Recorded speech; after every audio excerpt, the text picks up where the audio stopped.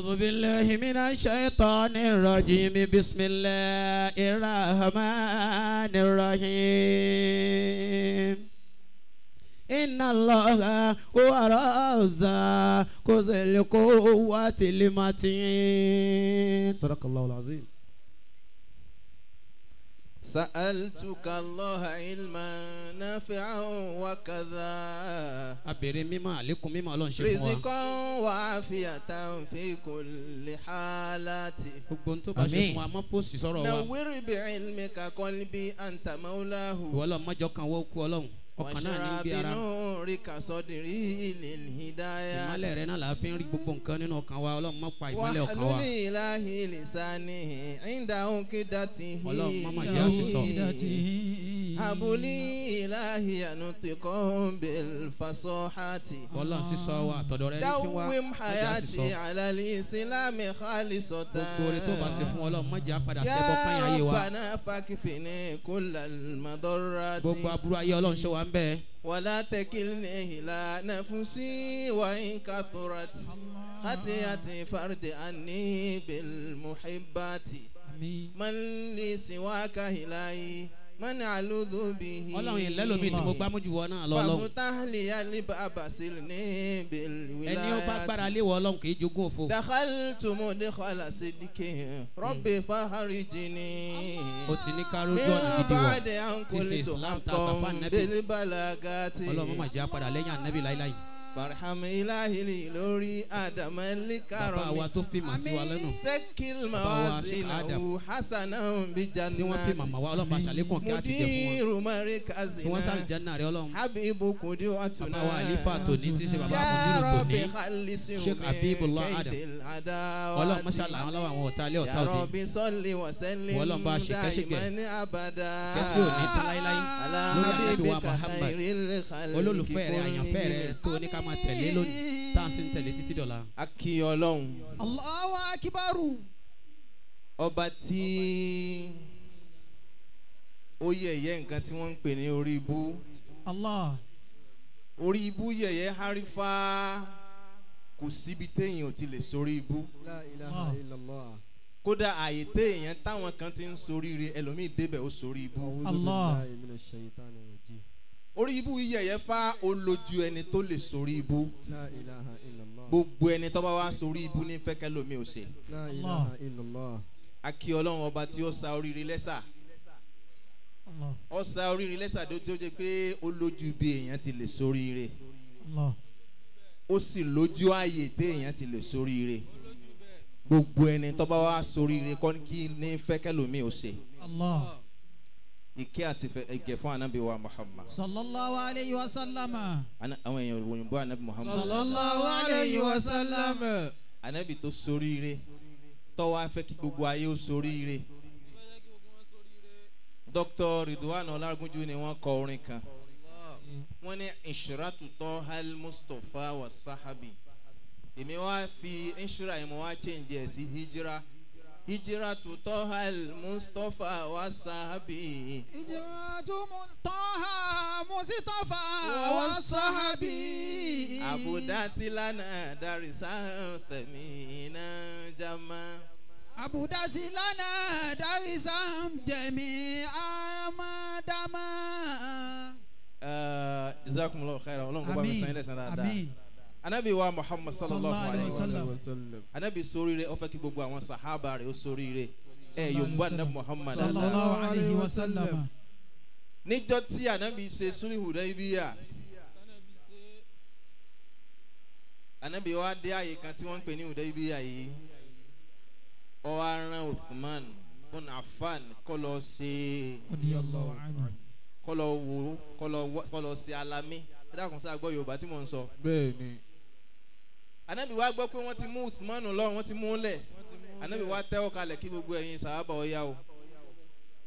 Ànábì fẹ́ràn Uthman púpọ̀ àfi ká gba Uthman kalẹ̀. Àwọn ará Mẹ́kà náà wá rán arákùnrin kan wá. Pé kó wá fíìlì báwọn Ànábì ṣe tó. Níjọ́ náà ó fíìlì numerical strength àwọn Ànábì bí wọ́n ṣe tó. Àmọ́ kò lè fíìlì spiritual strength torí kì í sara nulẹ̀. Ó wá padà dọ́dọ̀ wọn pé ẹ wá o wala qad wafatu ala mulukin ó ní mo ti ń rí àwọn ọba láyé ó ní wala qad wafatu ala Kisra wa Kaisra ó ní ọba tí ń jẹ́ ọba Róòmù ń jọ́ náà mo mọ̀ bí tí ń sọlá o mo mọ̀ bí tí ń sọlá àmọ́ wà máa ń wafatu ala malikin yu'azzimunahu ashabuhu kama fa'ala ashabu Muhammadin sallallahu alaihi wasallam. Ọlọ́run ò tí ì rọ́bà kan tí àwọn ẹmẹ̀wà rẹ̀ ń pàtàkì rẹ̀ tí wọ́n ń bàbàrà rẹ̀ báwọn asahaba nabi Muhammad ṣe fa nabi sallallahu alaihi wasallam. ó ní intanakham tá nabi ọba hakẹlẹ̀ bàbá yìí illa waqa'at ala kaffi rajulin minhum sallallahu alaihi àfi wasallam. kẹlẹ̀ bí anabi ọbalẹ̀ sátẹlẹwọ́ kan nù àwọn sahaba rẹ̀ fayamsahu biha jildahu wa wajhahu yọmọ wá fi kẹlẹ̀ bí anabi pawájú rẹ̀ báyìí yọmọ fi para rẹ̀ báyìí ó wà ní intawadda'a tá nabi bá ń ṣe àlùwàlá káàdù yaqtatiluna ala wudu'ihi wọ́n sì fẹ́ para wọn níbi omi àlùwàlá nabi sallallahu alaihi bí wasallam. wọ́n ṣe pàtàkì anabi bí wọ́n ṣe bàbàrà nabi sallallahu alaihi wọn ò yé wasallam. máa ṣe bẹ́ẹ̀ tó rà nabi Muhammad náà fẹ́ kí wọ́n sóríire sallallahu alaihi wasallam. oríire kan ò ní dé kánabi ọmọ pẹ́ kárí n ta rí látara àwọn bàbá wa ní bàbá wa Sheikh Adam aṣáhu anya bàbá wa Sheikh Adam rahimahullah kí n tó lọ́dọ̀ bàbá wa Sheikh Kamaluddin al-Adabi rahimahullahu ta'ala. rahimahullahu ta'ala Amin. haṣáhu an ya'tiya zamanu bimithlihi inna zamana bimithlihi la bakhilu. يأتي الزمان بمثلهم فإن الزمان بمثله لبخيل. bàbá wa Sheikh Adam Abdallah Al-Ilori rahimahullahu ta'ala.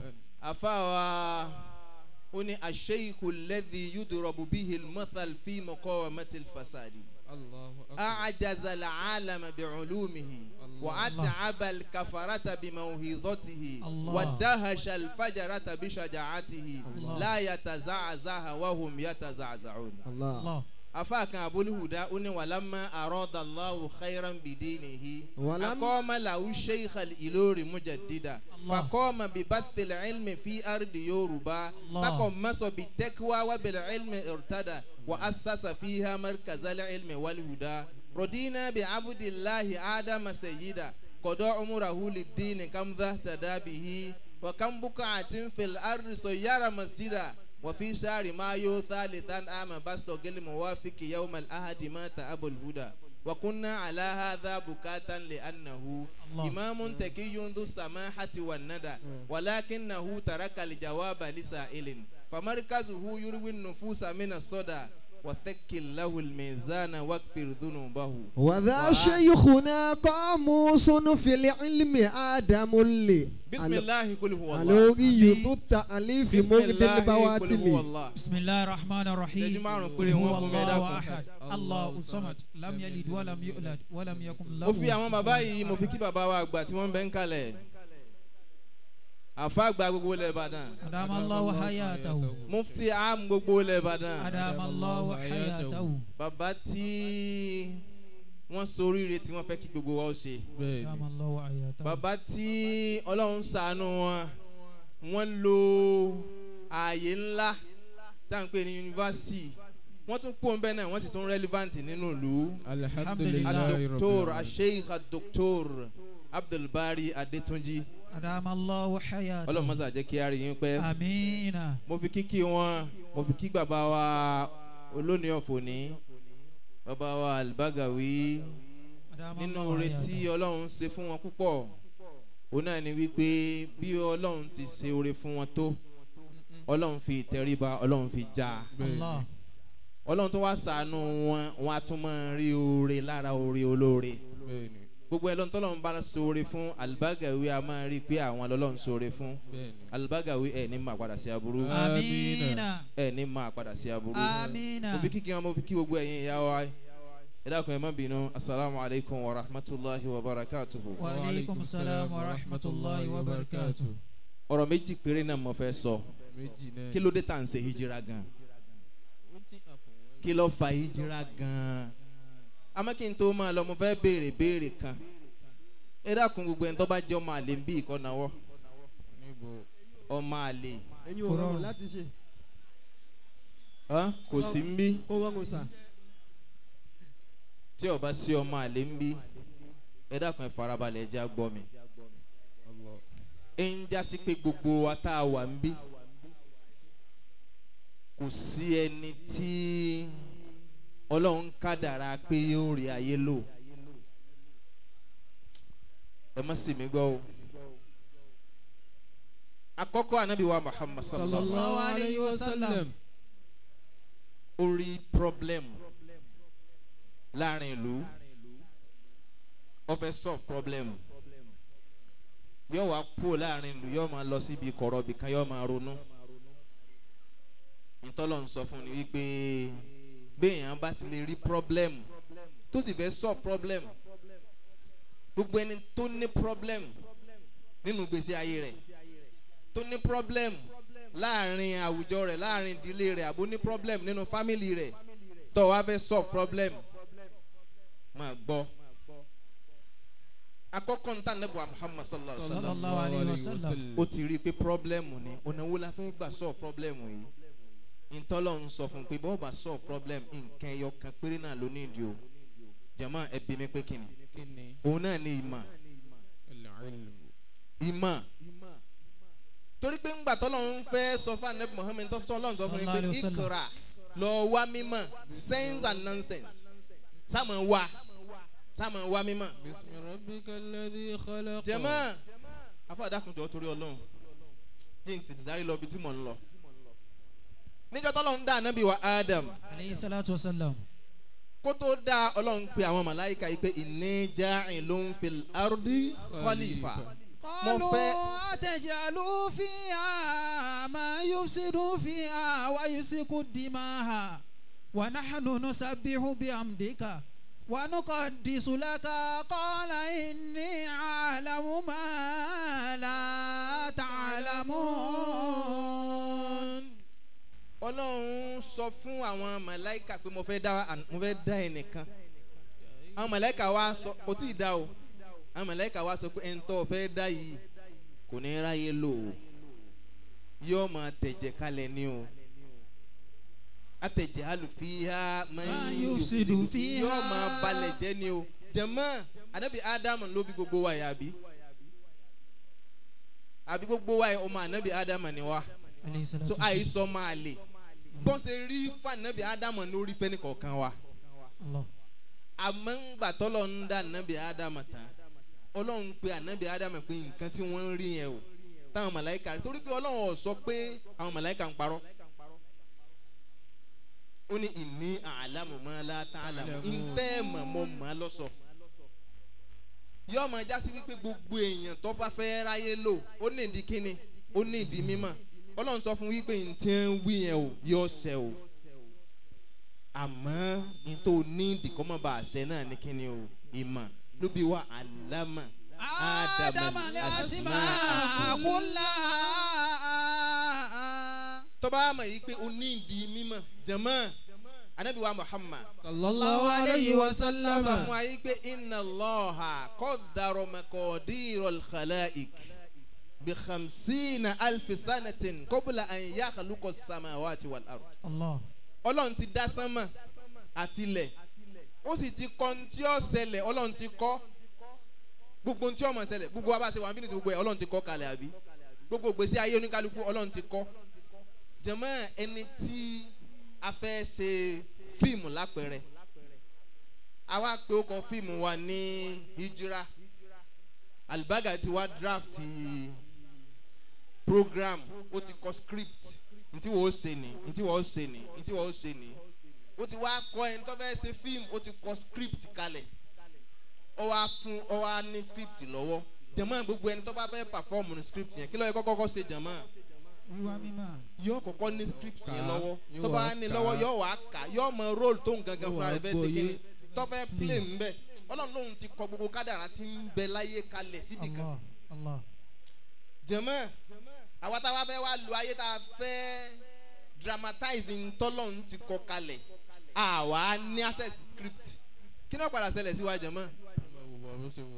ìyẹn ò ní ráyè lò ó àfi kéèyàn súnmọ́ àwọn àfáà àkọ́kọ́ ń tà nàbì kọ́kọ́ ṣe nìyẹn ìmọ̀. sallallahu alayhi wa sallam.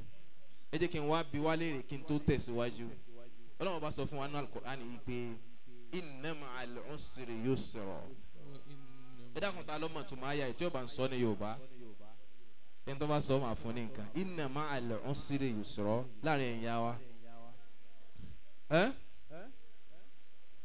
lẹ́yìn ìnira ìrọ̀rùn sí ń tẹ̀sọ́ nìyẹn àbí? ta ló ní nǹkan míì tó yàtọ̀ sí nǹkan tí wọ́n sọ yẹn? ẹ jẹ́ ta ló ní tó yàtọ̀ sí nǹkan tí wọ́n sọ? wọ́n ní lẹ́yìn ìnira ìrọ̀rùn gbogbo wa la gbàgbé àbí? jàmá àwọn ìyá wa gbìyànjú àmọ́ ẹ̀ gbà ìmbà fún yín lówó. jàmá iná máa ló sọ máa ìtumọ̀ máa kéé ṣe lẹ́yìn kò sọ pé iná bá àdàlẹ̀ ọ̀sìrì ó ní iná máa lẹ̀ ọ̀sìrì yusra nínú nira ibẹ̀ ni rọrùn ń bẹ nínú ẹ̀ wọ́n jọ wà papọ̀ ni yóò jà sí pé bẹ́ẹ̀ yẹn bá fẹ́ sọ problem gbogbo ń tẹ́yìn ń pè ń problem yẹn ọ̀nà ìgbàyọ̀ ọ̀nà tẹ́ gbà sórí láyé ni gbogbo ń tẹ́ lè wò kẹ́ ní ní sòro ìtọ́lọ́run fẹ́ lò tó fẹ́ fi sọ problem gbèsè ayé yín nìyẹn.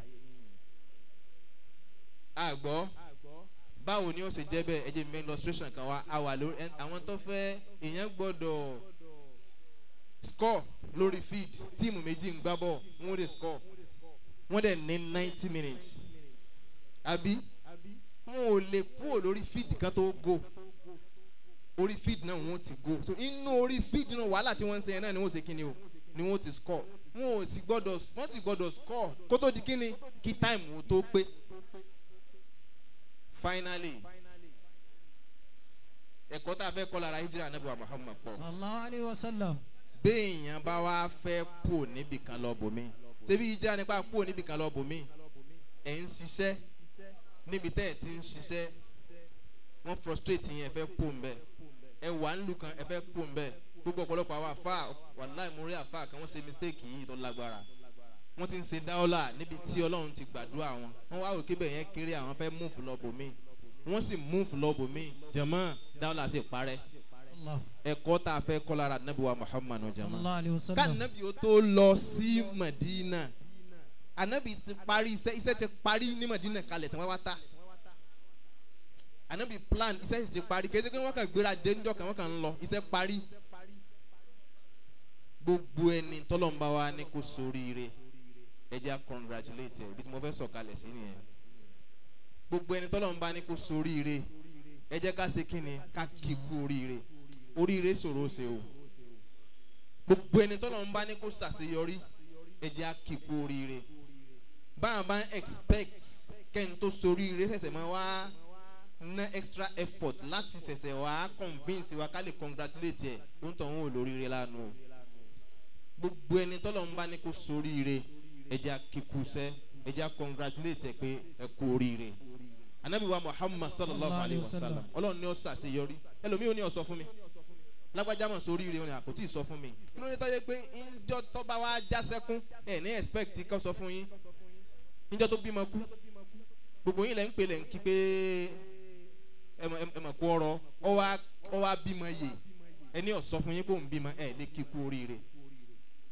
kọ́ ẹ̀kọ́ lára hijira ta Ànábì wa Muhammad sallallahu alayhi wa sallam Ànábì wa Muhammad sallallahu alayhi wa sallam Ànábì sóríire ó kórìíre náà wá bàbá wa Al-Bagawy mo congratulate yín kú oríire Ọlọ́run ní jẹ́ kẹ́ ẹ máa padà sí aburú àmín Ọlọ́run ní jẹ́ ẹ máa padà sí aburú àmín gbogbo ìjọ ISTIQLAAL pátá ní máa padà sí aburú àmín oríire tọ́lọ́run ní ká ṣe yìí kò ní padà di orí ibú mọ́ wa lọ́wọ́ àmín ya Allah kò ní padà di orí ibú mọ́ wa lọ́wọ́ àmín mo gbọ́ wákàtí mo fẹ́ fi kángun yìí lọ́dọ̀ bàbá wa Al-Bagawy ń bí náà mo ti gbọ́ afa wa Zuglul ni wọ́n sì dá wákà náà sèmi wá change ẹ̀ díẹ̀ pípé ẹ bá mi sàmì èmi ò sàlùbáríkà láyé àmín ẹ bá mi sàmì èmi ò sàlùbáríkà láyé èmi mo fi kún pé ẹ bá mi sàmì èmi ò sàlùbáríkà láyé ṣé ń bẹ́nu bẹ́ẹ̀ ni ṣe máa ń kọ́ ṣé ń bẹ́ẹ̀ bẹ́ẹ̀ ti máa ń kọ́ báwọn ara èmi ni mo fi ẹ bá mi sàmì yẹn bìtà ẹ mọ̀ kí mo kọ́ pò tèmi mo ti gbọ́ mo wá ní mo fi díẹ̀ bìtà sọ roofing yẹsìrì ẹ bá mi sàmì èmi ó sàlùbáríkà láyé ẹ bá mi sàmì èmi ó sàlùbáríkà láyé àti kéèyàn ó ṣe àlùbáríkà dájú kéèyàn jẹ àlùbáríkà lọ. Allah. bẹ́ẹ̀ yẹn bá ṣe àlùbáríkà yóò jẹ́ ń bẹ̀ gbogbo ayé ó sì jẹ́ ń bẹ̀ ṣíkàdá mọ̀ ṣe àlùbáríkà bàbá wa fáńlá ṣe àlùbáríkà bàbá àlùbáríkà rí náà ń ṣe àlùbáríkà ẹ wá bẹ́ẹ̀ mi náà sàmì ẹ náwó sí mi ẹ bá mi sàmì èmi ó sàlùbáríkà láyé ẹ bá mi sàmì èmi ó sàlùbáríkà láyé. wàhálà bàbá wàhálà màmá kò ní gbé wàhálà ọ̀sán wàhálà òru kò ní gbé. ẹ bá mi sàmì èmi ó sàlùbáríkà láyé. ẹ bá mi sàmì èmi ó sàlùbáríkà láyé. bàbá kájọlá ẹ bá mi sàmì èmi ó sàlùbáríkà láyé. wàhálà ọ̀sán wàhálà màmá kò ní gbé. wàhálà ọ̀sán wàhálà òru kò ní gbé. ẹ bá mi sàmì èmi ó sàlùbáríkà láyé. àyà máa ń là máa lóde àjàbá. bàbá àbíjàlá àlè yóò ṣe é sábà. bàbá wa máa ń dìbò. àwa bọ́ sí lọ́rin akíwọlé bàbá wa di mínísítà. Mọ̀lánà Sheikh Abdul Kabir mínísítà. Bàbá wa Khalifa. Alágbàdo bàbá wa Ké. Bàbá wa Rọ́dà Yusuf bàbá Dàbòdì Ọlá. Àyíbàtúrè. Ẹ káàbọ̀ ẹ kúmúlọ̀. Bàbá wa mú yìí. Bàbá wa Òní Sòfò. Bàbá wa Balógun. Abangere kọ́pẹ́lì kìtọ́bà. Sheikh Muktada ọmọlẹ́yìn. Òfin àyàkúmúlọ̀. Bàbá àgbà ní Mọ̀lẹ́kẹ́. Ẹ̀gbọ́n gbogbo wa nù. Ọmọ òní ọjọ́ ìbí yóò sálùbáríkà láyé. Ní ọjọ́ ìbí yóò sálùbáríkà láyé. Àti gbogbo bàbá wa láti ìlú Ìlọrin àhádá wa sálá wa marhaba. Ẹ máa wọlé ẹ máa rọra. Bàbá wa Bàtúrè, bàbá wa mínísítà, bàbá wa Balógun, gbogbo yín la kí. Bàbá wa ọmọlẹ́yìn Àdàbí, bàbá wa ní Mọ̀lẹ́kẹ́. alámàmá kò ní gbé. Ẹ máa wọlé ẹ máa rọra. Bàbá òní ọdún òní ọ̀sánì gígùn láyé. Bàbá òní ọdún òní ọ̀sánì láyé. Wàhálà bàbá wàhálà.